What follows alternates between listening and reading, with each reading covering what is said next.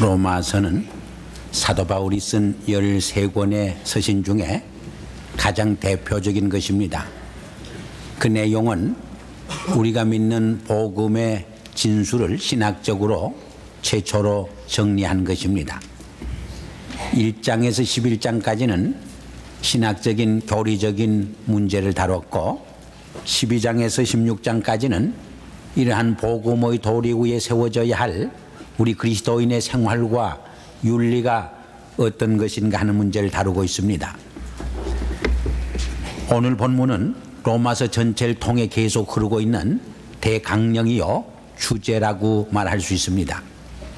특별히 오늘 봉독한 1장 17절은 마틴 루터로 하여금 종교개혁을 불러일으키게 한 유명한 구절입니다. 그는 자기의 선을 통해서 자기의 행위를 통해서 의로워지고 구원받기를 노력했습니다. 그러나 그렇게 하면 할수록 더 많은 고뇌와 갈등에 직면을 했습니다. 우리는 일찍이 사도 바울이 그런 경험을 했던 것을 로마에서 읽게 됩니다. 바울도 자기의 선을 통해서 자기의 행위를 통해서 의로워지고 구원받기를 원했습니다. 그러나 그가 발견한 것은 원하는 의는 행하지 못하고 원치 않는 불의만을 악만을 행하는 자신을 발견했습니다. 그때 그가 토로한 절규가 무엇입니까? 오호라 나는 곤고한 사람이라 누가 나를 이 사망의 몸에서 건져내랴 절규를 하게 된 것입니다. 마틴 루터도 비슷한 경험을 하게 되었습니다. 그는 어거스틴 수도원의 대표로 로마에 파견을 받은 일이 있습니다. 이번만은 기어코 구원의 기쁨을 체험해 보리라 하고 그는 스칼라 상타라고 하는 계층을 무릎을 꿇고 피를 줄줄 흘리면서 기어 올라갔습니다. 그러한 고행을 통해서 자기 선을 통해서 구원의 기쁨을 체험하기를 원했던 것입니다. 그러나 오히려 더 많은 번뇌와 갈등이 생겼습니다. 오히려 신앙적 회의가 생겼습니다.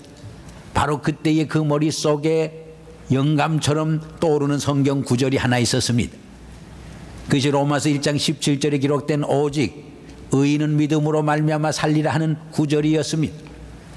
마틴 루터는 이 한 구절을 붙들고 씨름하는 가운데 교회 갱신 운동을 종교개혁 운동을 불러일으키게 된 것입니다. 오늘 본문 말씀은 그런 점에서 이런 신앙의 고뇌와 갈등을 해본 사람은 더 그 심오한 뜻을 체험할 수 있는 유명한 구절입니다. 오늘 본문에 보면 사도 바울은 제일 먼저 내가 복음을 부끄러워하지 아니하노니 하는 말로 시작합니다. 이것은 그 당시 상황에서 굉장한 선언이요 도전입니다. 그 당시 이 십자가의 사건은 가장 부끄러운 일이었습니다. 가장 수치스러운 일이었습니다. 가장 저주스러운 사건이 십자가의 죽음이었던 것입니다. 그런데 그는 이 십자가에서 죽은 예수님에 관한 이야기를 하면서 나는 복음을 부끄러워하지 않는다 하는 선포는 하나의 혁명적인 선포가 아닐 수가 없었습니다. 정말 상대방의 귀를 번쩍 뜨게 하는 그런 충격적인 말씀이 아닐 수가 없었습니다. 그 당시 유대인에게는 이 십자가가 끄리낌이 되고 이방인에게도 부끄러움의 대상이 되었습니다. 우리가 이 복음을 부끄러워하지 않으려면 이 복음의 이해를 바로 해야 합니다. 복음의 능력을 체험해야 합니다. 복음의 맛을 바로 맛볼 수 있을 적에 우리는 복음을 부끄러워하지 않을 수 있는 것입니다. 오늘 본문에 보면 사도 바울이 내가 복음을 부끄러워하지 아니하노니 하면서 세 가지로 그 이유를 설명하고 있는 것을 볼 수가 있습니다. 먼저 사도 바울이 복음을 부끄러워하지 않은 이유는 이 복음 안에는 믿는 자에게 구원을 주는 하나님의 능력이 계시되어 있기 때문이라 그렇게 설명을 합니다. 이 말씀도 굉장히 놀라운 말씀입니다. 그 당시 유대인들은 표적을 구하고 헬라인들은 지식을 추구하고 여기에 비해서 로마 사람들은 힘을, 파워를, 권력을 자랑을 했습니다. 이러한 사회 속에서 참으로 인간을 인간답게 만들고 인간을 변화시켜서 새 사람 만들고 인간을 죄에서 구원하며 세계 역사를 바꿔놓을 수 있는 진정한 참된 힘, 참된 그 파워는 그러한 지식의 힘이 아니고 로마 사람들이 추구하는 권력의 힘이 아니라 이 복음 속에 계시된 하나님의 능력, God's power, spiritual power라고 주장하는 것은 굉장한 도전이 아닐 수가 없는 것입니다. 사실 지금도 이 힘의 철학을 믿는 사람이, 숭상하는 사람이 많이 있어요. 로마 사람만이 아니에요. 여러분, 힘이 있어야, 실력이 있어야 산다 해서 오늘날에도 왜 열심히 공부해서 학위를 따려고 하느냐? 결국 힘을 얻기 위함이, 돈을 벌고 재산을 모으려고 하는 것도 힘께나 좀 써보려고 하는 거예요. 우리가 권력을 노리고 권력을 잡아보려고 하는 것도 결국 힘을 얻음으로써 다른 사람을 지배하고 다른 사람을 통치하고 다른 사람부터 존경을 받고자 하는 인간의 그 욕심이 그렇게 하는 거예요.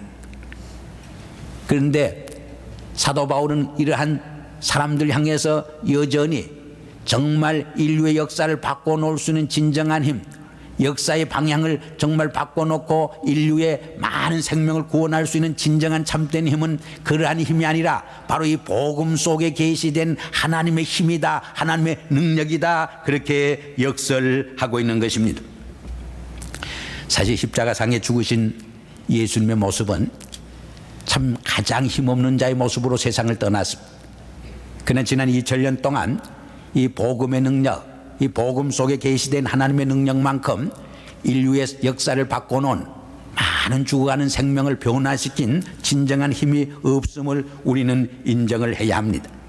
이 십자가는 죄인을 의인으로 바꿔놓고 쓸모없는 인간을 정말 가치 있는 유익한 인물로 바꿔놓고 병들고 상처 입은 심령을 치유해서 건강한 사람으로 바꿔놓는 변화의 능력이었던 것입니다.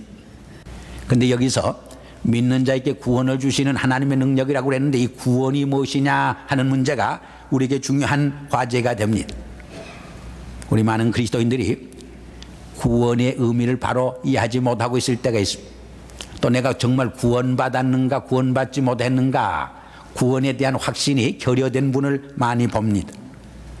이 구원이란 말은 역시 우리 기독교의 구원과는 유대교 구약의 배경에서 형성되었습니다. 이 구약을 읽어보면 처음에는 개인이 질병이나 재난에서 해방되는 것을 구원으로 생각했습니다. 그러다가 출애굽할 적에는 또 바벨론에서 해방될 적에는 한 민족이 해방되고 진정한 자유함을 얻는 것을 구원으로 생각했습니다. 그러다가 이사야 때부터 이 묵시문학 시대에 와서는 이 메시아가 오실 적에 우리를 모든 속박에서 완전한 해방을 주신다 하는 것으로 이해를 하게 됩니다. 이러한 구교와 유대교적 구원관의 배경을 삼아가지고 우리 기독교의 구원관이 정립이 되는데 그것은 메시아가 오심으로써 그리스도가 오심으로써 우리를 죄와 사망에서 해방시켜 주시고 하나님의 영원한 생명에 잇대어 살아가는 삶을 주시게 된다 하는 것으로 요약됩니다.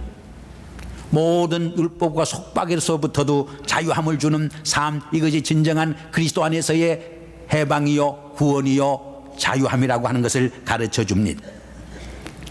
그런데 여기서 또 하나의 문제는 그럼 언제 구원을 받느냐 하는 문제, 구원을 받는 그 때, 시제에 관한 문제입니다. 성경에 보면은 이 구원의 때, 시제가 세 가지로 나타납니다. 하나는 과거형임. 많은 분들이 구원을 미래적인 사건으로만 이해하려고 합니다. 그러나 그것은 잘못된 이해입니다. 요한복음 5장 24절에 보면 내가 진실로 진실로 너에게 말하노니 내 말을 듣고 나 보내신 자를 믿는 자는 영생을 얻었고 했습니다. 과거형입니다.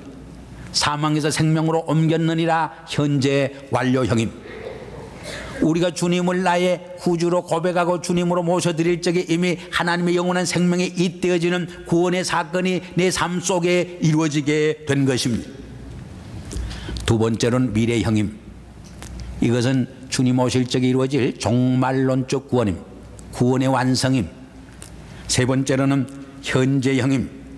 내가 주님을 구주로 현재 고백할 적에, 주님으로 모셔드릴 적에 내 삶 속에 이루어지는 인격의 변화, 삶의 변화, 그리고 구원의 기쁨과 감격을 체험하는 것을 말합니다.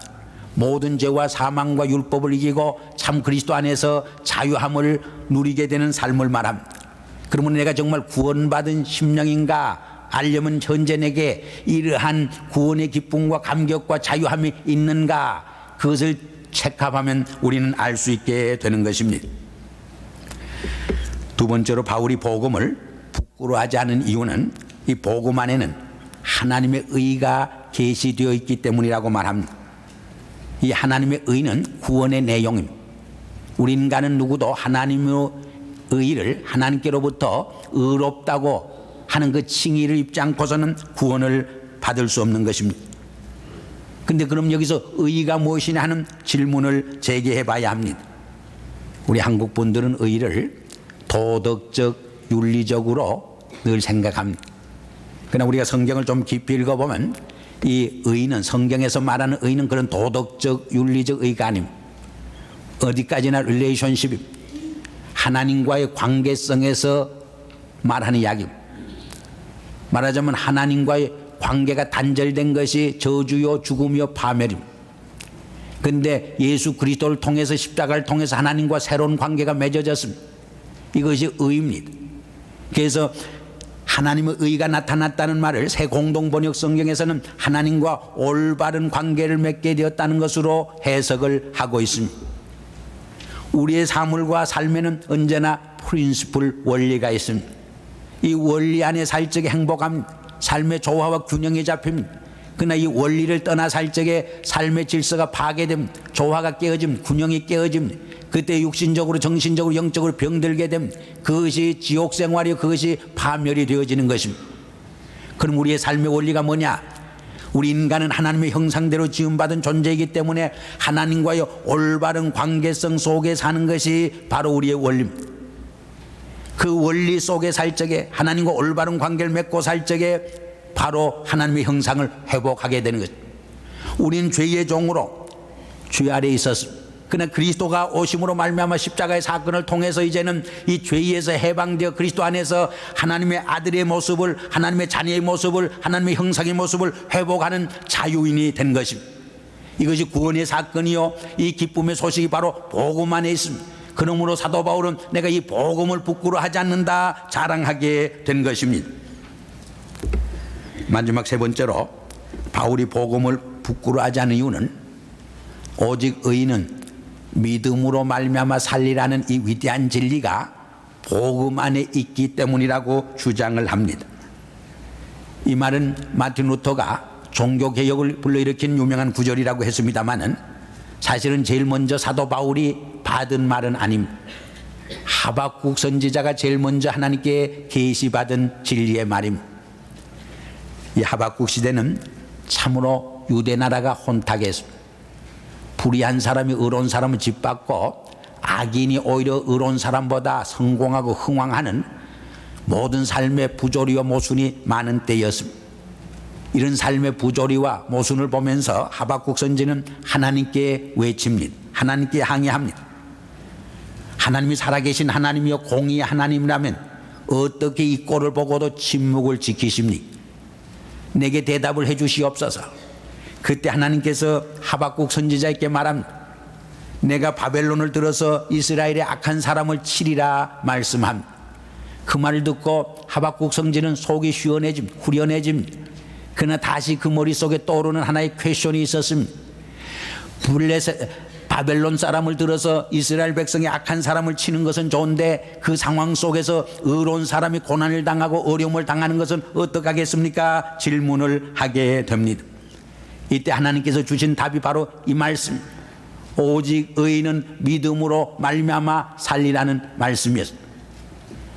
말하자면 하나님과의 올바른 관계성 속에 사는 사람은 이미 영원한 불멸의 생명이 있습니다. 그러므로 그것을 초월해서 삽니다. 사도 바울은 이것을 복음적인 입장에서 재해석하고 재조명하는 것을 볼 수가 있습니다. 그 뜻은 하나님과 올바른 관계를 맺고 사는 사람은 살리라는 말입니다. 하나님께로부터 의롭다고 칭의를 받은 사람은 이미 그 속에 영원한 불멸의 생명이 있습니다. 그러나 의인은 믿음으로 말미암아 살리라는 이 말씀은 그 이상의 심오한 뜻을 담고 있습니다. 즉 하나님과 바른 관계를 맺고 사는 성도는 자기의 삶을 어떤 환경과 역경 속에서도 신앙으로 믿음으로 살아간다는 말입니다. 그럼 여러분, 믿음으로 산다는 것이 무엇을 말합니까? 우리가 기독교 역사를 살펴보면 늘 이 신앙을 유혹하는 잘못된 신앙으로 이끄는 두 가지 템테이션이 있었습니다. 하나는 믿음으로 구원을 얻는다고 하니까 아무렇게나 행동하고 살아도 되지 않느냐. 우리가 믿음으로 구원을 얻는 거니까 우리가 윤리적으로 도덕적으로 잘못을 저질러도 이제는 괜찮지 않느냐 하는 템테이션입니다. 이것이 구원파들이 주장하는 잘못된 가르침입니다. 다른 하나는 믿음으로 구원을 얻는다니까, 믿음으로만 구원을 얻는다니까 조금 무엇인가 불완전한 것 같습니다. 그래서 인간의 선행을, 인간의 공로를, 인간의 의를 추구하려고 하는 유혹이었습니다. 그러나 인간의 의를 주장할 적에 십자가의 도는, 십자가의 보혈은 아무런 효험을 발휘하지 못하게 되는 것입니다. 이 두 가지는 모두 진정한 성경이 말하는 참된 신앙의 모습이 아닌 것입니다. 그럼 참 신앙이 어떤 것이냐? 히브리서 11장 1절에 보면 아주 신앙에 대한 좋은 정의를 내려주고 있습니다. 믿음은 바라는 것들의 실상이요 보지 못하는 것들의 증거니라. 바라는 것들의 실상이라는 말이 무슨 말이죠? 이 실상이라는 말을 바로 이해해야 합니다. 이 실상이라는 말을 헬라어로는 휴포스타시스라는 말을 썼습니다. 이 말을 설명하는 아주 좋은 역사적 실화가 있습니다. 헬라의 유명한 부자가 자기의 막대한 재산을 딸에게 유산으로 주었습니다. 근데 그 중에 토지 얼마가 그만 잘못되어서 재판을 받아서 확인을 할 필요가 생겼습니다. 이 여인은 자기의 모든 증빙 서류를, 그것이 사실이요, 그것이 자기의 소유라는 것을 증명하는 모든 서류를 만들어서 돌 항아리에 넣어서 문을 닫고 종을 시켜서 알렉산드리 성에 있는 재판소에 고등법원에 보내게 된 것입니다.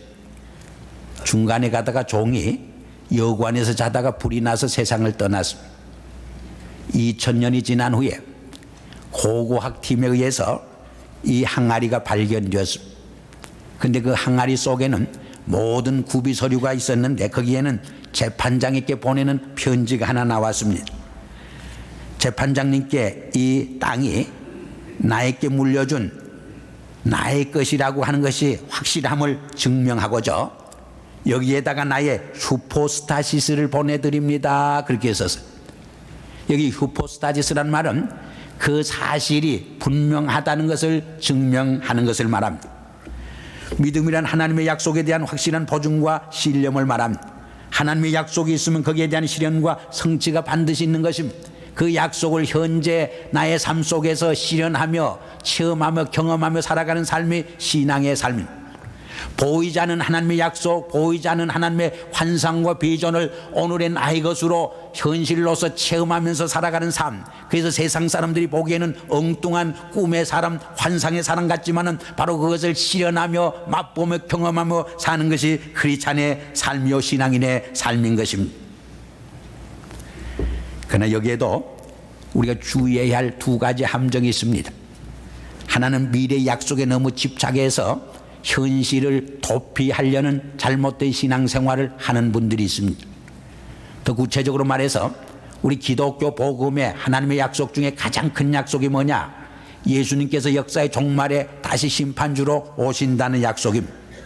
그 재림을 너무 강조하다 보니까 현재의 세상 생활은 죄악의 생활이요 썩을 세상이니까 알 바 아니요 그저 주님의 재림만 기다리면서 살아야 되겠다고 할 적에 현실을 역사를 도피하게 됩니다. 그때 성경이 말하는 진정한 신앙인의 삶을 이탈하게 됩니다. 성경은 내일 종말이 와도 오늘 나의 책임과 사명을 다하는 삶이 진정한 크리스찬의 신앙이라고 가르쳐 주고 있습니다.